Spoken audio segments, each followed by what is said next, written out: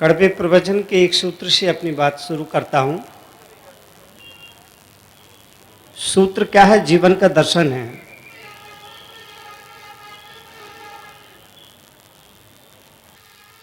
दस साल के हो जाओ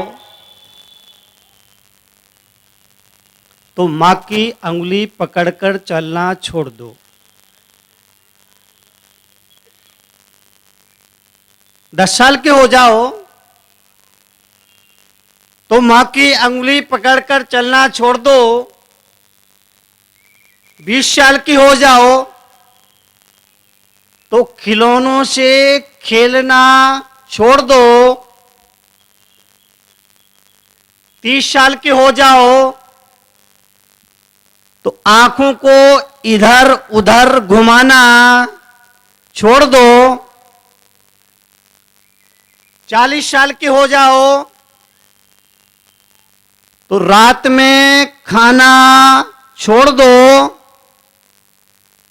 50 साल के हो जाओ तो होटल में जाना छोड़ दो। 60 साल के हो जाओ तो व्यापार करना छोड़ दो। 70 साल के हो जाओ तो बिस्तर पर सोना छोड़ दो।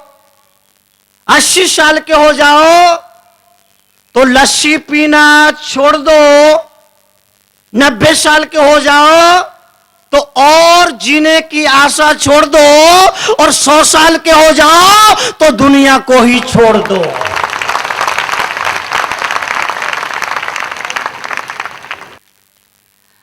आज का प्रवचन पूरा हुआ।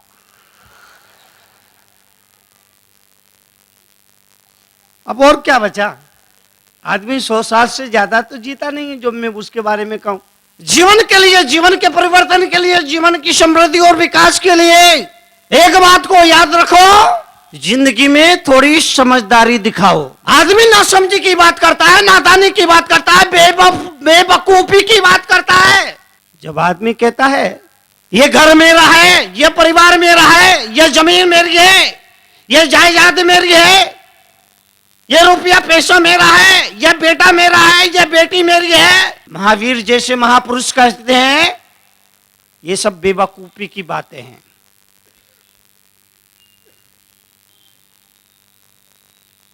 भारत के अध्यात्म ने कहा,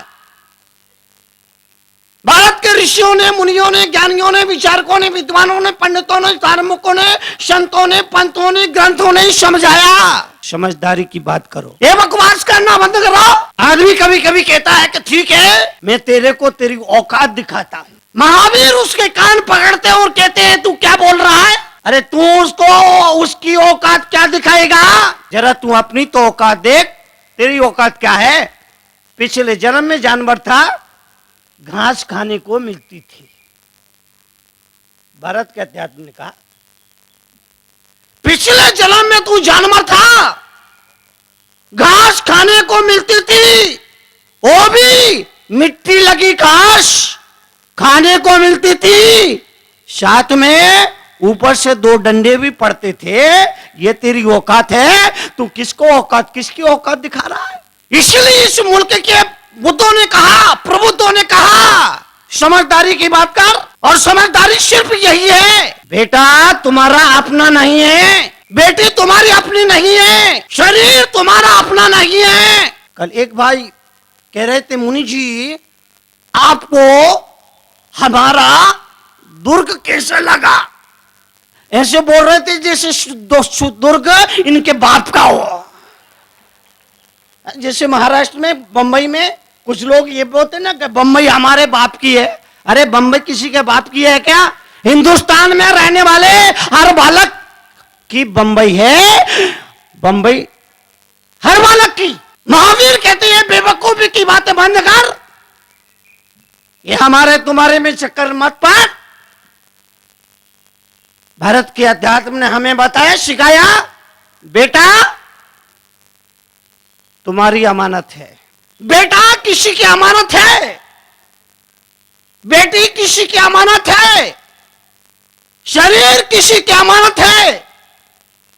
आत्मा भी किसी की अमानत है। बेटा बहू की अमानत, बेटा बहू की अमानत है। एक दिन घर बहू आएगी, बेटा बहू का हो जाएगा, अभी से मान के चलो, वरना बाद में कहोगा बीबी क्या आई बाप को ही भूल गए। अमानत है, अमानत है। बाप होने के नाते बेटा की परवरिश करना तुम्हारा फर्ज है। उसे पढ़ाना लिखाना, उसके अपने पांवों पर खड़ा करना, यह तुम्हारा फर्ज है। उसे निभाओ, लेकिन सच्चाई को मत। अमानत है बेटी, अमानत है। जमाई राजा की एक दिन जमाई राजा घोड़े पर चढ़ करके सेहरा बांध कर आएंगे और बेटी को तुम्हारे पास से ले जाएंगे। वो अमानत है। बेटा बहू की अमानत है, बेटी दामाद की अमानत है। और ये तुम्हारा शरीर, ये शरीर शमशान की अमानत है।